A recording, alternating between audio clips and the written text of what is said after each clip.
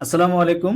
আজকে আমরা দেখব কিভাবে আপনি ইন্টার গোডাউন ট্রান্সফার এন্ট্রি করবেন, অথবা এক গোডাউন থেকে অন্য গোডাউনে, অথবা এক ডিপো থেকে অন্য ডিপোতে প্রোডাক্ট কিভাবে ট্রান্সফার করবেন সে সম্পর্কে আমরা ডিটেলস দেখব। তো শুরুতে আমরা চলে যাই হচ্ছে বাউচারে। বাউচার থেকে আমরা আদার্স বাউচারে ক্লিক করব, অথবা F10ও ক্লিক করতে পারি। এখান থেকে আমরা হচ্ছে স্টক জার্নাল সিলেক্ট করে নিব।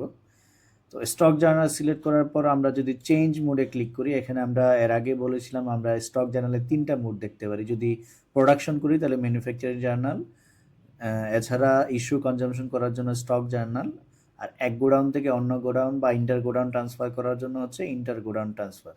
যেহেতু আমরা ইন্টার গোডাউন ট্রান্সফার করব, আমরা ইন্টার গোডাউন ট্রান্সফার সিলেক্ট করে নিলাম। ডেট দেওয়ার পর আমরা চলে আসি হচ্ছে ডেস্টিনেশন গোডাউন। আমি কোন লোকেশনে বা কোন ডিপোতে প্রোডাক্ট পাঠাবো, আমি যদি এখানে স্পেস বার দিই তাহলে আমার যতগুলো গোডাউন ক্রিয়েট করা আছে সবগুলো দেখাবে। সাপোজ আমি হচ্ছে আমার গোডাউন ওয়ানে হচ্ছে প্রোডাক্ট ট্রান্সফার করে পাঠাবো, যেহেতু ডেস্টিনেশন গোডাউন দেখাচ্ছে। আমি ডেস্টিনেশন সিলেক্ট করে দিলাম গোডাউন ওয়ান। এখান থেকে হচ্ছে আমি দেন হচ্ছে আমরা সিলেক্ট করে দিতে হবে কোন কোন আইটেম আমি হচ্ছে গোডাউন ওয়ানে ট্রান্সফার করব। আমি যদি স্পেস বার দিই দেন হচ্ছে আমার লিস্ট অফ আইটেম দেখাবে। এখান থেকে হচ্ছে আমি ডাই কেক ট্রান্সফার করে পাঠাবো।